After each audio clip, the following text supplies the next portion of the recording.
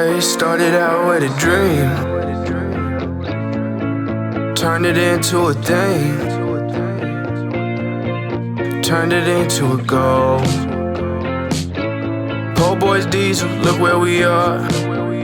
Yeah, we ready to fight, we ready to roll. Fighting the cancer, fight for the goals. Cold that we roll, for Mama Po. Shout out to Missy, shout out Baby Po. Can't do it alone, it's all part of the craft. If you viewing at home, then you part of the family. Yeah, it's Po' boys diesel, BWB, the Dragon Drop Tool, Black Smoke, and DIY. Let's get started and let the coal roll. What's going on, coal rollers? Po' boys coming at you. Hey guys, as you guys, I don't know if you guys got to see it, but I did post a little something letting you guys know that we were working on the battle axe, and we did run into a couple of issues with the camera equipment. We did lose some footage as well as some audio. I will put it on the video so you guys can see there, and I'll probably do a voiceover in order for you guys to see more or less where we were, if I can remember. But yeah, I wanted to give you a quick little overview of what we got going on so far.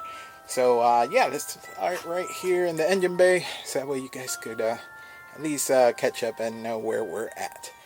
So here we go. Alright, so the other day when we started working, we went ahead and got my friend Joey. He came over to lend me a hand, and he went ahead and put the Soila on all the fittings for the CNC Fab 4-line distribution kit.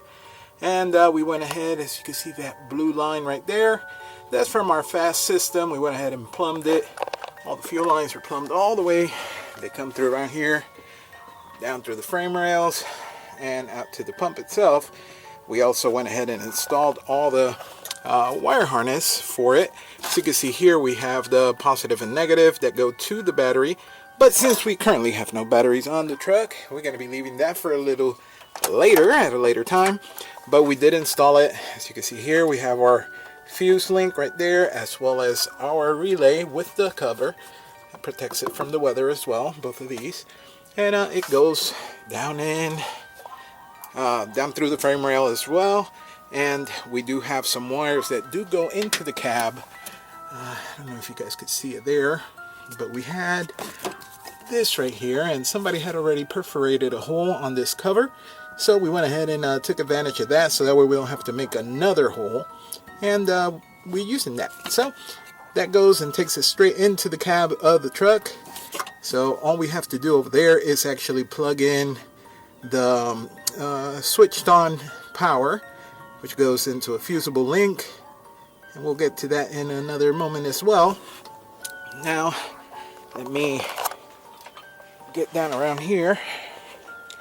I know. I could barely bend down now. You can probably see it from here. Yeah. You can see there that the Fass system is there. And there is some cleaning up to still do under there. We need to tie wrap all the wires and the, what do you call it, the fuel hose and stuff. And we do have to do the sump as well. We haven't done that yet. Now, main purpose why I'm letting you guys know is because I did hurt my back. As you guys know, I do have a slew of stuff going on with me and my health, and my back is pretty beat up, so it's really hard for me to get down. And every time I do a job under a vehicle, I'm out. I really am. And I was under there trying to, do the Fass Fuel System, and I did another couple things that I wanted to take care of. But yeah, I'm really hurting the back. I've been trying to get some help over here. However, all my friends, they're all working as well, so it's really hard to kind of, schedule with them. But yeah, we're going to continue doing some more stuff on the truck that we still need to take care of. As you guys can see here, we're still pretty much in the beginning phases. We still have a lot to do, and but it's starting to take shape. Everything is starting to look up and looking good, and we got some progress done, but today is time to make some more. So let's get to it. Alright guys, so here I am trying to do my little intro. Unfortunately, this is part of those things that I was talking about where we lost audio. I'm basically doing an intro and saying that we will be installing the Fass Titanium Signature Series 220 on the Battle Axe. So we're getting everything ready. You can see the cameras are ready there for everything. And basically saying, let's get started. Alrighty, so here I'm coming back to the Fass system. It is a 220 gallon per hour. And this should give us plenty of fuel. Good enough to surpass where we're going anyway. So we're happy to have it. We are sponsored by Fass Fuel Systems, and I am extremely thankful for everything they've done for us and the channel. So we're going to be installing this into Battle Axe. That way we have more reliability, cleaner fuel, no air, no water, and it's just a product that I truly believe in. I've installed it multiple times on different vehicles in the past, some of my own, some of our clients, and basically I'm just giving a small explanation about everything we're going to be doing. I'm showing in the background there, you can see our expedition is being worked on by my best friend and brother, Joey. Now, Joey, you guys could call him Joey Turbo. Him and I go way back. He's known me since I was possibly 13 years old, as his brother and I went to school together, and well, we became very good friends and have lived in the area for many years. So I'm showing here Battle Axe. I'm setting up all these little cameras. You can see in the bottom there, I got some on the right hand side that I have to set up once I get under. However, not always all the fancy equipment and stuff works as it should. Now it seems like I got a bad batch of SD cards, and that's what's got me going cuckoo. However, as you can see here, I'm actually underneath the truck, and I'm basically pulling through all the wire harness for the Fass Fuel Systems, and I'm going through the frame rail, making sure everything is nice and in a place where I could tie strap it to the frame itself, and making sure that it's in an area where it doesn't rub and hurt the wiring harness or anything like that. So I'm just trying to do everything I can to protect also the wires and the hoses. That's what I'm doing at that point. I have to say, guys, it really is kind of weird having to do a voiceover when you don't even remember exactly what you were saying at the moment that you were recording. But yeah, basically, I was doing the wiring here, trying to tuck everything nicely so it's all out of the way and not in harm's way, let's say it that way. But here we switch over to another scene. Let's see here. Alright, so we're looking at the original fuel pump, and I'm letting everybody know, hey, it's staying in the truck. I'll be disconnecting, obviously, the power and stuff, but I want to keep it there just in case. Next scene here. Alright, so over here, once again, showing the wiring for the Fass Fuel System, because the gauge of the wires used, those are really good quality wires, nice and thick, able to hold the amperage that's needed to power such a powerful fuel pump, unlike many other brands. Now over here, I'm showing where the wires come through the firewall into the vehicle and will be connected with a fusible link to the fuse box. Now on this particular scene, I'm demonstrating the fuel hose that's provided with the Fass Fuel System, and I'm basically just looking at where I'm going to be placing it, routing it away from the headers, away from the pulleys and belts. That way we could connect it to the CNC Fab 4-line fuel kit. And yeah, by the way, great hose, very nice. It's good quality. So skipping over a little bit here, now you can see that I've tie strapped the hose there to one of the power steering lines. And you can see here that I've started putting the fitting on to the end of it. However, it is protruding a little bit because I need to shove it in there a little bit further. And what I have in my hands there is actually my sister pose heat gun. Mine's broke. I kind of took it upon myself to grab hers. She wasn't at the house at the moment, so I did it without permission. Just don't let her know. But we're going to be using that to warm up the hose a little bit. That way it's easier to bring the fitting all the way down. Now here you can see that the fitting has completely gone to its final place with the little heat gun that I took from my sister without permission. But I'm sure she'll be okay with it. Alright, so let's see what's next here. I'm climbing up on top here to look over. Alright, so yeah, basically here I'm just gonna be directing the fitting so that way we could connect it to the AN fitting over at the CNC Fabs block for the 4-line distribution kit, and basically tighten it by hand. I had to get another position here so I could free up my hands from the camera. You can see here that I'm kind of holding the hose on one side there with one hand, and the other one is just tightening the little nut on it. Yeah, my hands are shaky, guys. What can I tell you? But I get it on there, just hand tight once again. I never tighten everything up until I'm done with the whole process of stuff that I'm doing.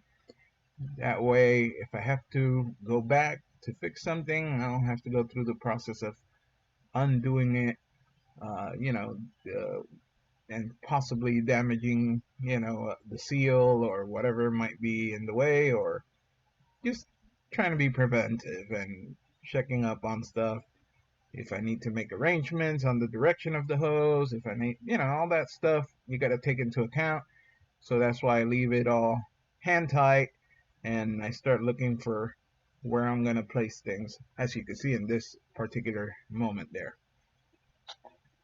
After this, let's see where we go. Looks like once I found the position here, we move on over to the next scene. And we have basically now a top view. I can see I'm holding the camera, but I have a tie strap on my hand. So I'm basically pointing out where I would like to contour the hose and making sure that it has no kinks. That way we have complete free flowing fuel and avoiding any turbulence and creating air bubbles of any sort. Now on this next scene, you can see that I have fished through all the hose for the Fass system, and it's running down through the frame rails real nice and tidy, just to be sure that it's not interfering with anything. I did leave a little slack just in case I need to make any adjustments, as always. And this bar right here is where you slide in the bracket that is provided by the Fass Fuel System so that you could install the complete mounting brackets. It slides inside this bar here, and you could choose actually the second hole in the center there, but I chose the first. And you can see it here now that the bracket is on. It's on the first bolt instead of the second hole, which is basically above the fitting that I'm showing, which I've installed at this point on the hose, and I'm going to be putting it there on the supply line. That's or the what do you call it? The pressurized line.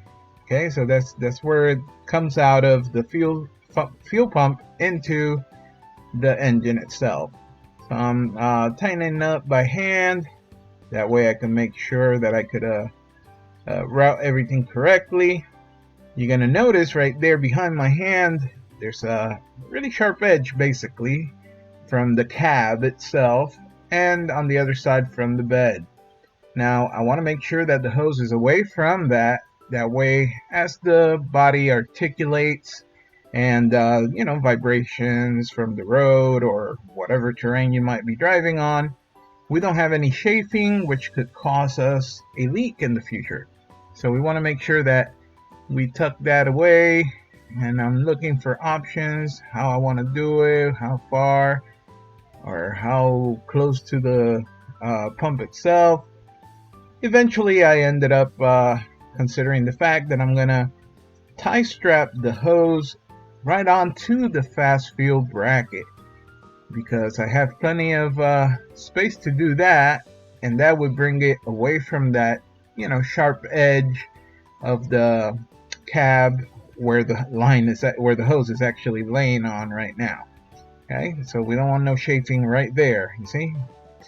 And that bracket there is where I actually bring it up, kind of like I'm showing right there. And eventually I'll put a strap on there to avoid any chafing and just lowering the chances of a leak. Yep, there I am pointing out the edge and why I'm actually doing what I'm doing with it. Let's see what we got next. Alright, so for this scene we have audio again, and I'm gonna let it be so that way you could hear exactly as it was happening. So that we could get back to the bottom of the H-pop and install our IPR.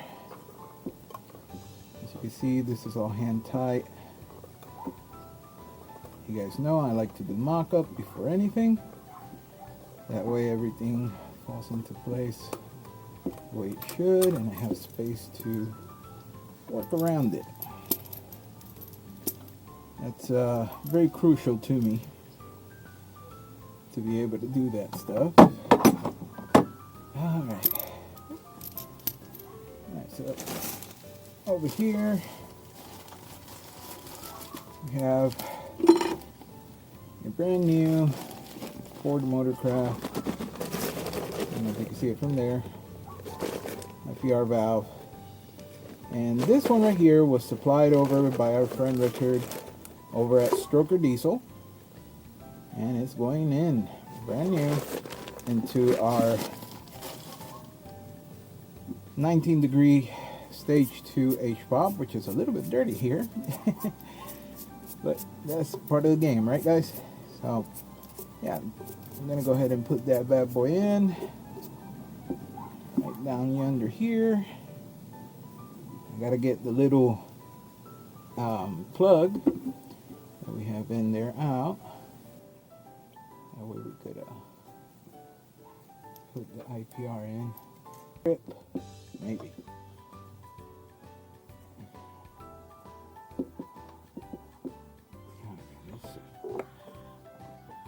Alright, I think I got it. Yep, sure did.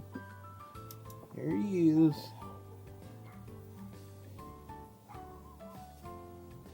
There he is. Alright, let's open this baggie up. There we go.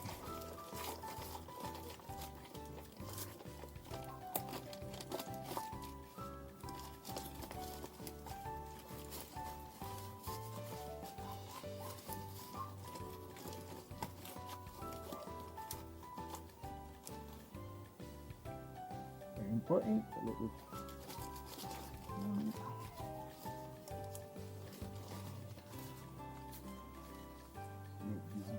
Out of the way. When you guys open these new IPRs, please be careful so you don't lose the little gasket that goes in the plug. Okay? Just be careful. You don't lose it. It comes inside. And I'm going to go ahead and put it right in where it belongs. That way we don't have any issues losing it now. Just like so.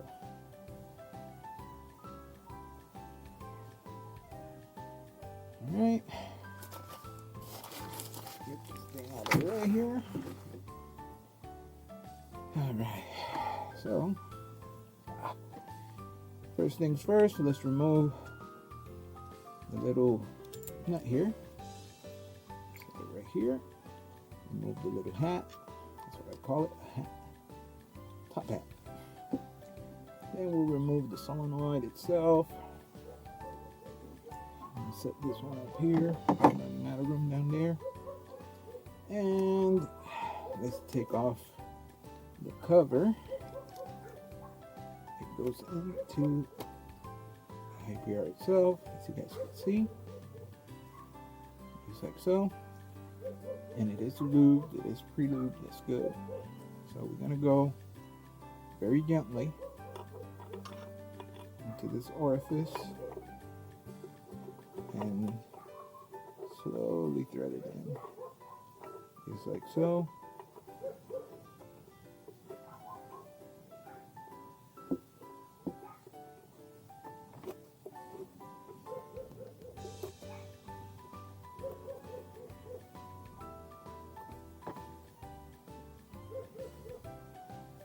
Okay, using my trusty big old wrench here, and this is a 1 1/8, right? Yeah, 1 1/8 inch, and it has always helped me. It always worked for me, so I'm gonna continue using it for now. Anyway, you can get the other tool. It's a whole lot easier to work with. However, we don't have it, so I'm gonna work with what I have. Now, I try to be careful going in, so that way I make sure I grasp only the area that I need to work on, so we could get proper thread engagement. Tighten it up little by little. There's no rush in doing it. It's just a matter of taking your time, doing it with ease, like so.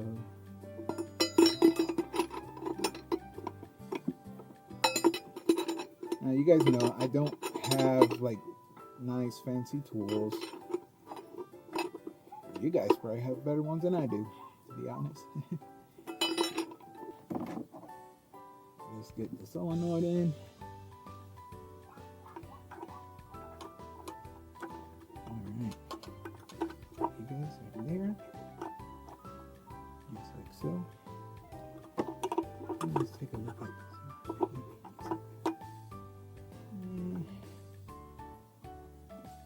I'm going to put our little top hat. And this puppy here, I'm going to have to call our friend. There we go. Just like so. We'll call our friend over at RD2 to get us one of their new. I don't know if I grabbed the right wrench for this right now, but let's give it a try with. No, this isn't it. But this, yeah, there's no way. That's it. Anyway, we're gonna call our friend at RD2 so he could give us one of those new lock nuts that go in here. That way we don't have anything slipping off. Alright, oops, sorry about that, guys. I just bumped you. My apologies. I'm gonna tighten it up by hand for now, and we'll jump on over to get the different wrench for this right now. But as you can see there, at least the orifice is covered. You don't have to worry about it. What do you call it? Getting dirt and all contaminants in there of any kind. Make sure all that stuff is out of the way. Now, I personally am going to remove these lines. However, I should have done it when I had the valve, not the valve cover, but the front alternator mount bracket and all that stuff off. But for now, I'm just going to bend them out of the way so that I could work and have space that I need to do all my shenanigans here. Alright, let me wipe my hands off again. And let's try to put this one back on. It's our fuel line.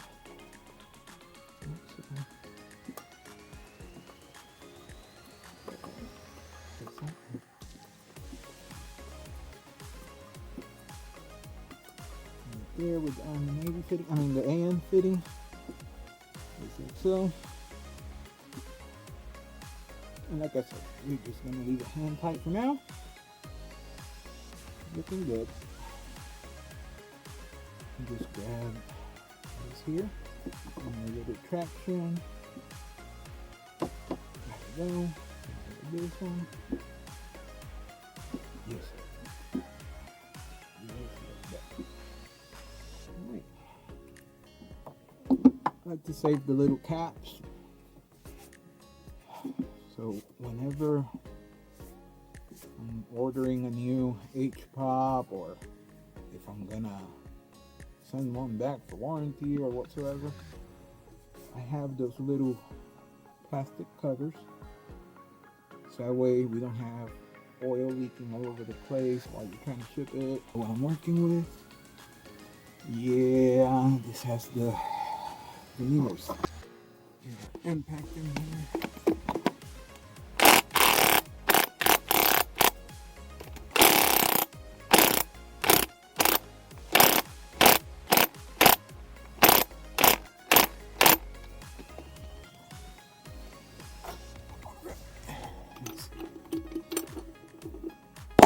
Oops, sorry guys. Right away. Get this cover off too for now.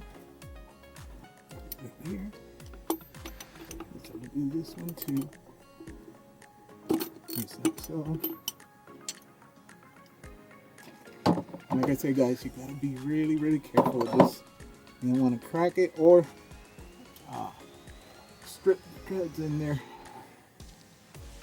I'll definitely put you out of commission for a while.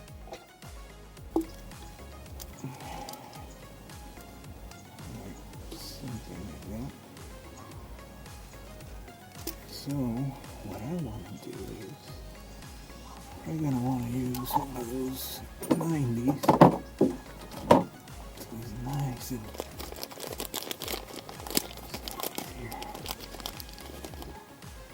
I got me a little cap full of ATF. As you can see here, I'll set it right there for you guys to see.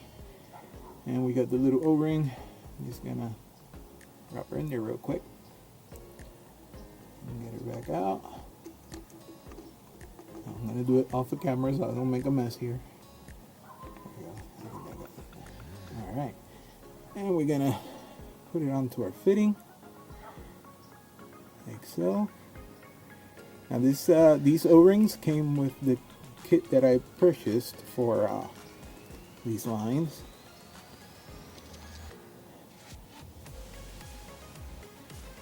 So,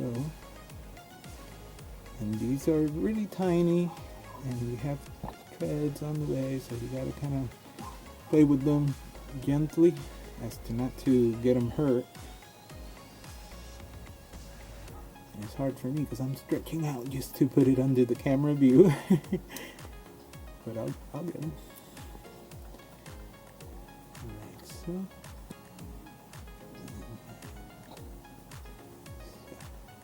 Alright. Just like that. Alright. We got her in there. And just as an extra measure, I'm going to dip that bottom. That goes into the head. Just like so. And then let's get you guys more of a visual. Let's see if you guys can see it there. Hopefully. I'm going to go right in here. There we go. Just like that. In there. She is only tightened by hand. Let me maybe. Yep, 17. Alright. I got 17 on here. Let's give it a nice little couple ugga-duggas.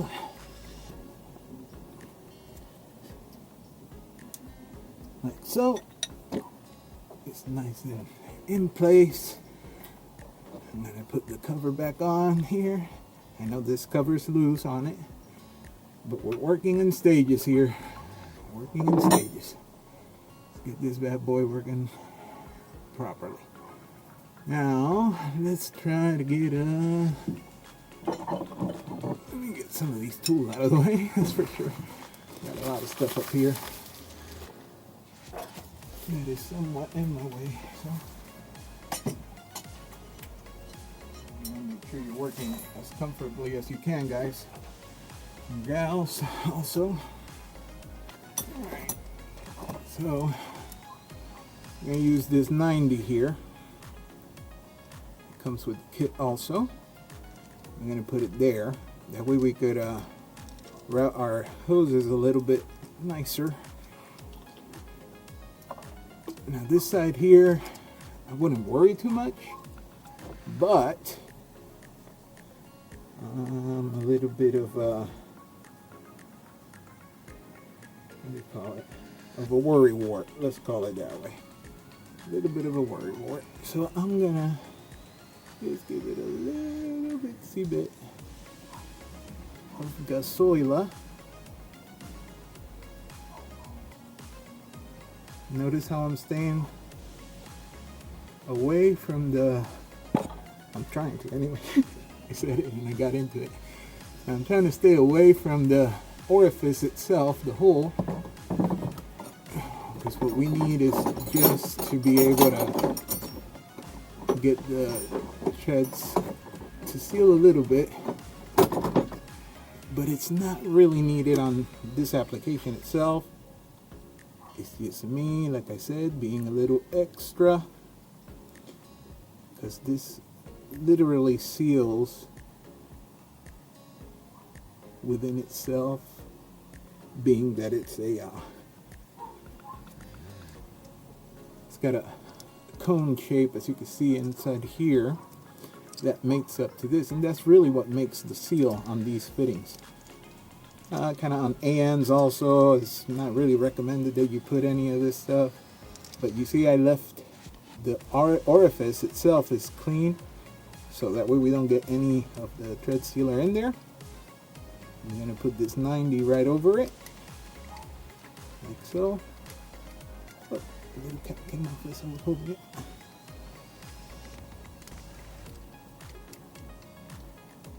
Just like so.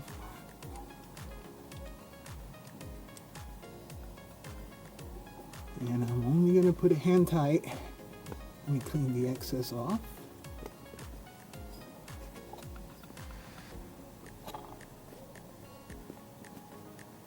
Alright. The reason I'm putting it hand tight only is because I want to make sure that once I got the fittings on, I could measure up the line and put it in the right direction so everything falls in there comfortably without any issues. That's what we're trying to go with here. And let's see here. Yeah, a little bit back here. Boy, I could barely reach. We did loosen this already. I'm just gonna remove it completely, then move you guys up a little bit so you can see what poor boy here is doing.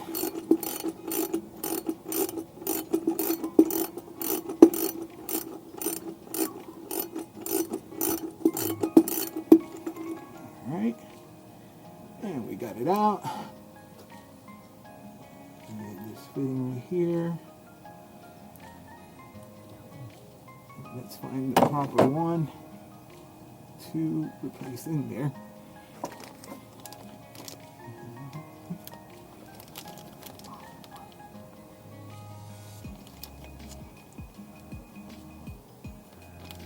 This is good.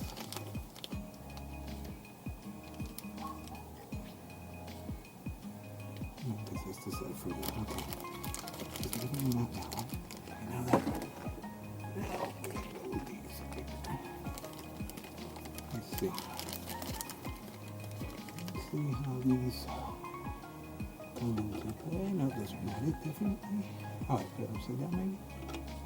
And then maybe. Maybe. Only maybe. Only maybe. Let me see what else I got over here. Another thread there. What about these? These might be the ones I'm looking for. Let's have a look here. Yeah, these are the ones. Alright, so let me put it back in here anyway. for now. We got the regular one out. Put it up here for now. Let's get the second one out. We could work with as much space as we can.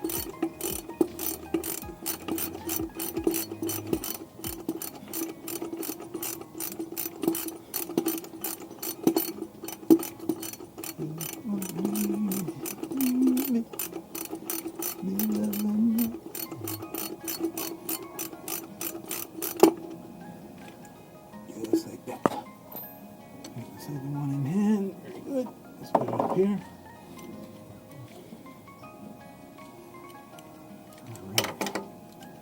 Now, let's get those fittings that we just have in our hands. That's ready. Oh, these fittings, they also come with the O-rings. What did I do with it? Did I drop it? I sure did. I dropped it. Oh no. That's okay. This is the only bit I got there. I'm gonna put the other one in there while I'm at it.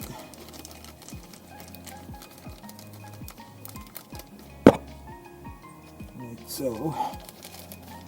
And let me get a little bit more right here.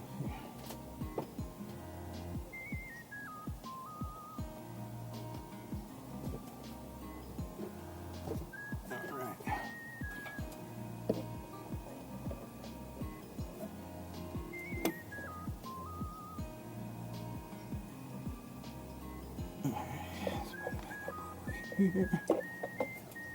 Just like so.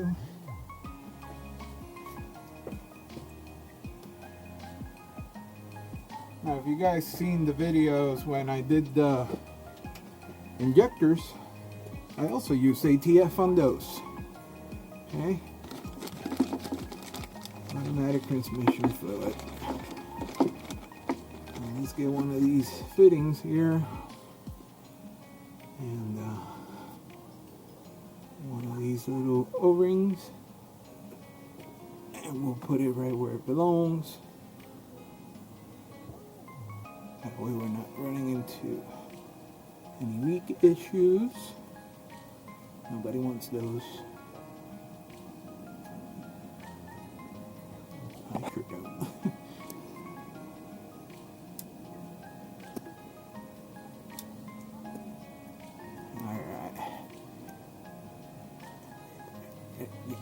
Just like that in there. And then with the treads, that way we don't ruin them.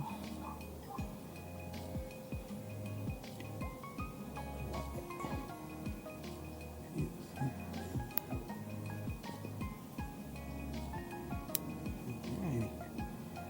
And once again, I'm gonna give it a little dippy doo. And we're gonna go into the orifice where we pulled the other one out from.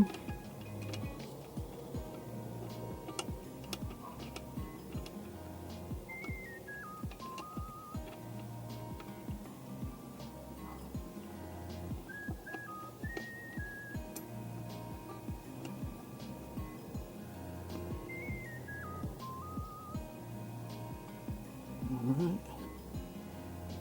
Like so. Wipe my hands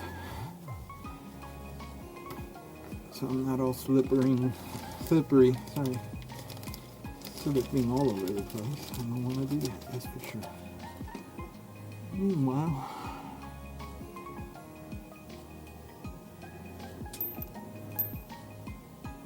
let's see here.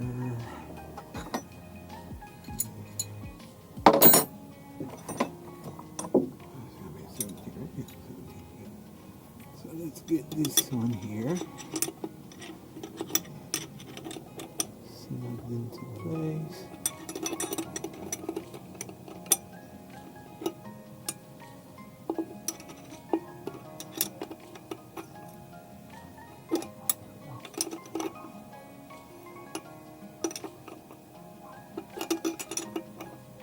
Okay, now I'm feeling resistance right there. So what I'm going to do is I'm going to give it a little bit of a tightening, but I don't want to overdo it, like I said. Just enough to make sure that the O-ring is sealing, like so.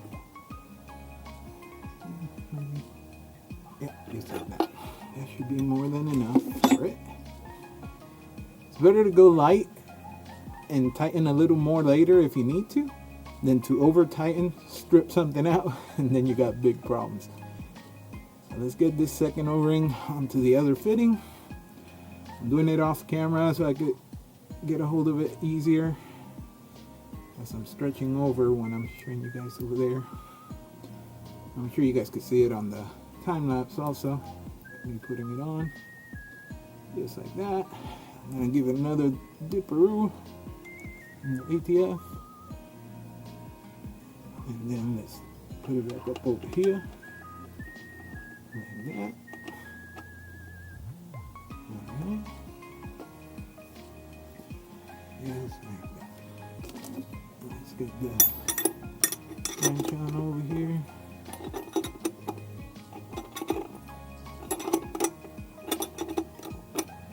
Alright, feeling resistance there. So, just that, and like that. Just a little bit. There we go, I felt the O-ring there. That's good. That should be plenty. Plenty. Just a little look here. This one will work there very nicely. So,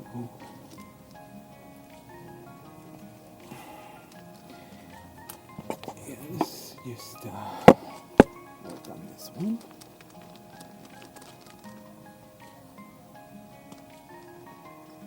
So,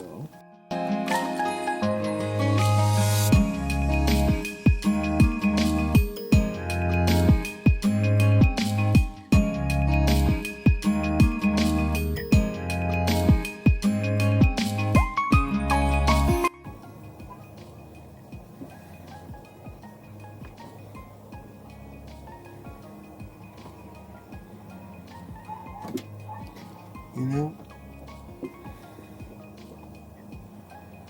I think we should leave this one out for now, because it's going to be really tight when it's time to put on the turbocharger in there. This is going to be in the way, I think. So let's go back to the drawing board here.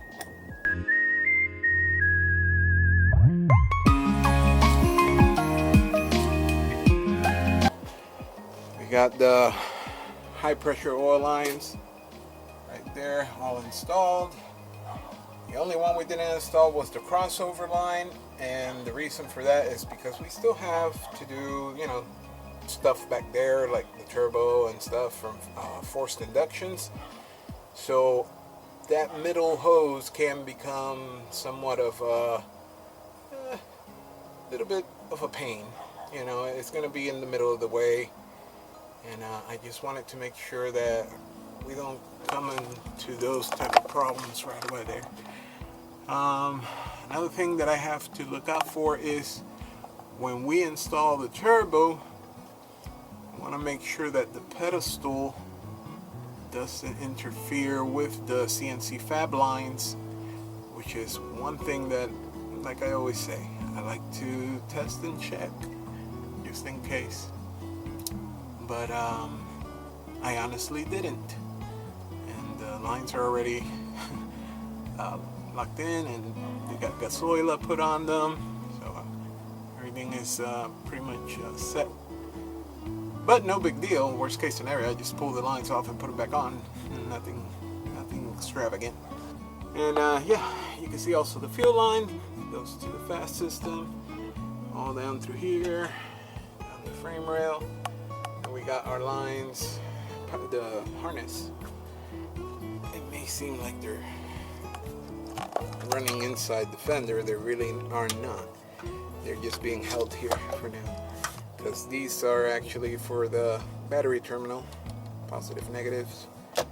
And but I just put it there because I was sitting in this area, so I didn't want to squish them or tug on them or whatever.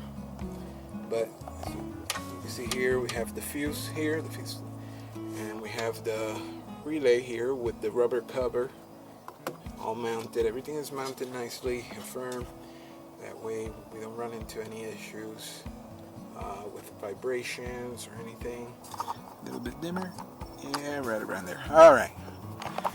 Alright, so let's see what we got here. Alright. Let's put this one off to the side, which is actually for the Fass Fuel System. Pull it down. There we go. And here we go. Okay, so we have the USB-A and we have the ribbon cable right here.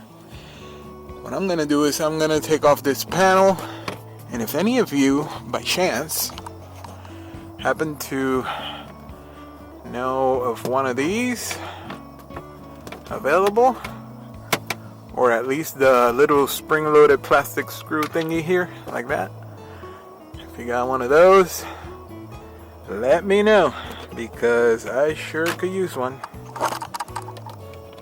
I sure can use one. If I could find this one, I'll be able to twist it. There it is. I'm gonna have to do it with my other hand. Just here. There it is. Alright. Ooh-wee. Well, this is what happens when other people have been... Oh my goodness. Can you guys see that? Look at this.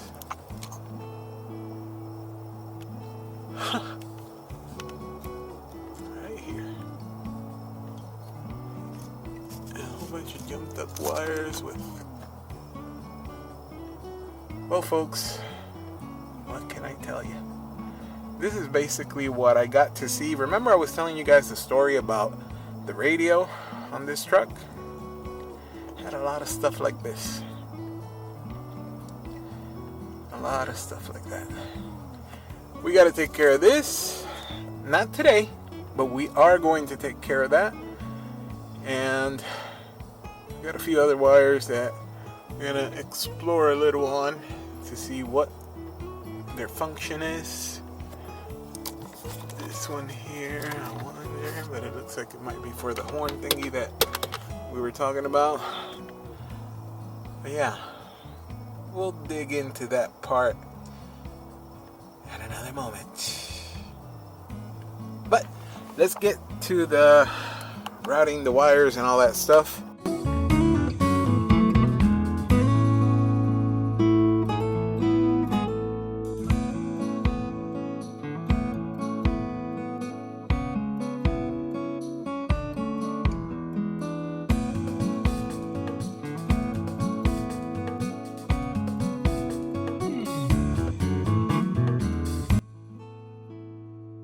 Back on the voiceover, because this area here was corrupted as well, but I wanted to show you guys that we did place in the control module for the chip, the Hydra chip from Power Hungry Performance.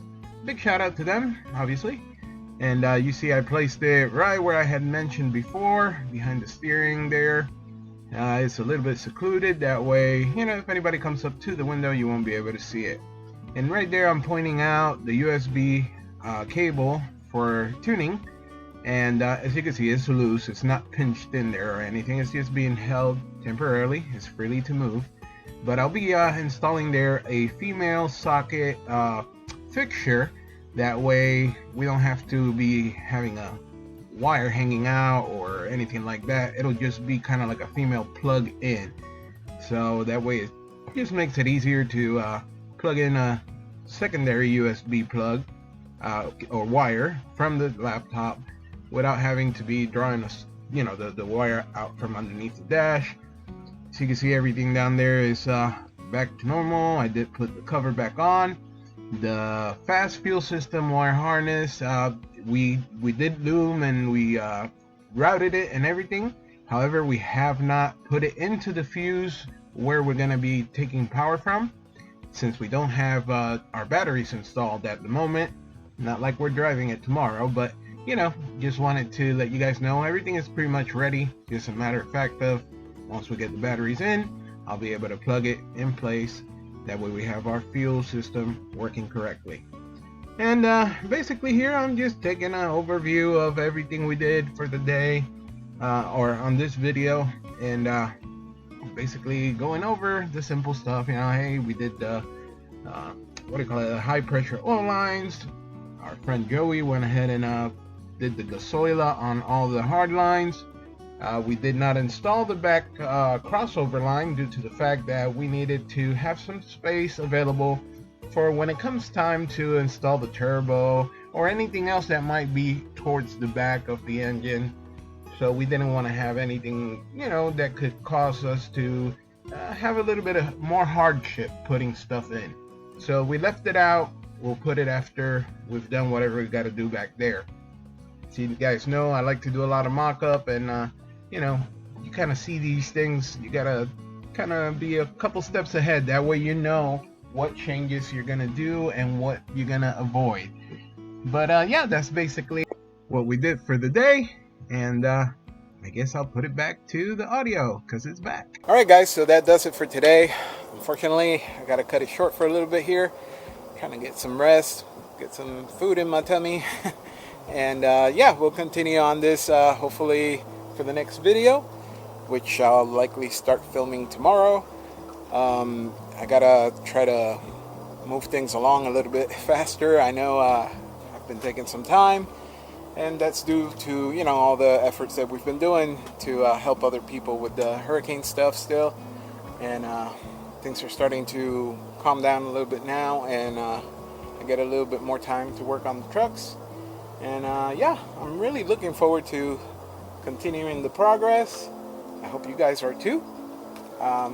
We did get some stuff done, as you guys were able to see earlier. Nothing big.